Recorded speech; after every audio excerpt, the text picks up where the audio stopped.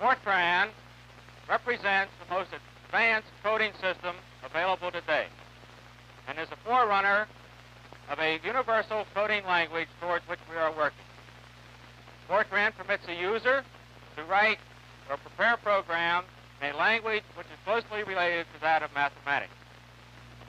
This system has been developed by the IBM Research and Applied Programming Group at a cost of $475,000 and represents 29 man-years of effort. At the present time, Fortran exists for the 650 and the 704. Under development are programs for the 709 and the 705.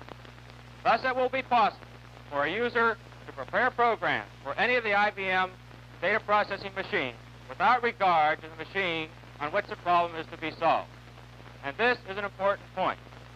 It is now possible for the programmer in a relatively short time, as compared to learning the programming language of a particular machine, to learn the Fortran language, and thus be able to prepare programs for any of our machines. To assist the user in learning the Fortran language, 3 manuals have been prepared. The first is the programmer's primer manual. This manual presents Fortran in various easy, digestible stages. Second is the programmer's reference manual.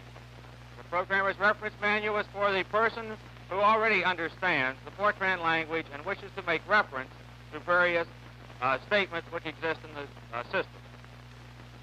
The third manual is the Fortransit manual, or the programmer's reference manual for Fortransit, which is a name being given to the 650 Fortran system. To illustrate the use of the Fortran language, I would like to present the following simple problem. The Indians bought Manhattan Island at a cost of $24.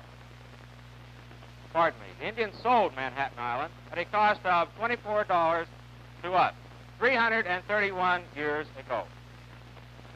What would be the amount, or if a principal had been invested at that time and compounded annually for 3% over this period of 331 years? If we wish to present this problem to a clerk or a desk calculator operator, we would probably present him with a series of statements or instructions for him to follow. Thus, we would have statements. The first of these may be that the principal which we wish to start would be $24. To make it more convenient for reference to various statements or instructions, we would probably have statement numbers. Thus, the principal would be statement number 1. The rate of 3% would be statement number 2. Statement number 3 would be the number of years we wish to compute over. These then would be the initial conditions. Following this, we would have the calculations we wish to perform. The first being that the new principal, or the new amount, would be equal to the previous principal amount plus the previous principal times the interest rate. And then this quantity would replace the old principal to form the new principal, which would be used in succeeding calculations.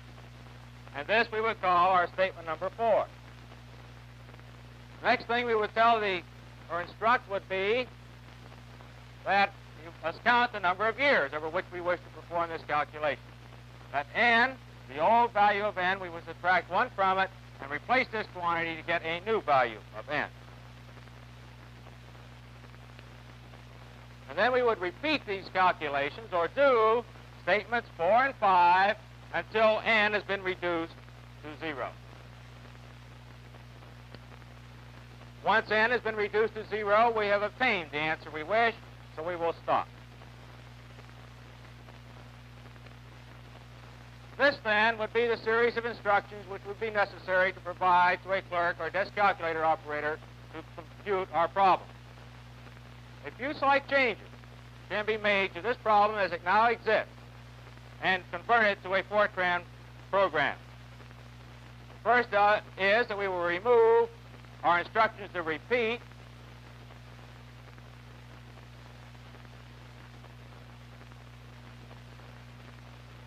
And replace it with a similar instruction or statement in the fortran language, which is do statement number 4, that is this statement here, for all values of I beginning with 1 up to and including the value n.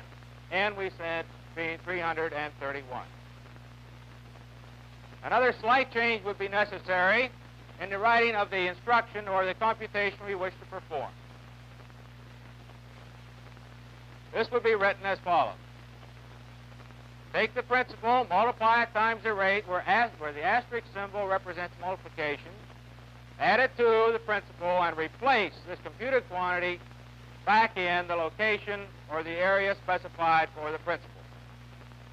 Since the number of years over which we wish to compute this is being controlled by the do instruction or statement, it is no longer necessary to have a counter for the number of years.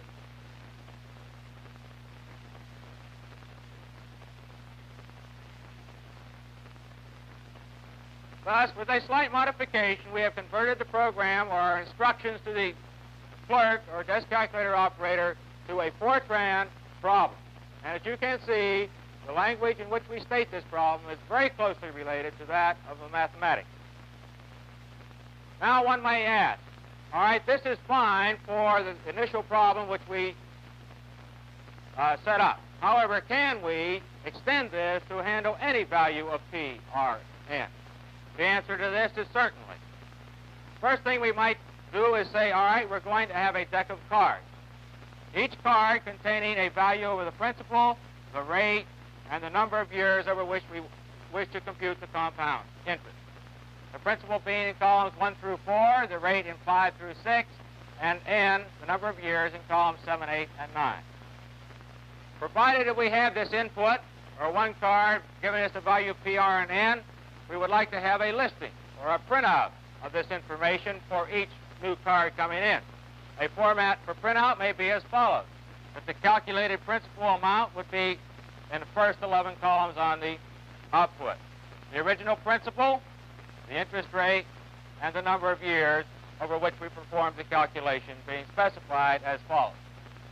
Now, Fortran provides 3 types of input and output conversion.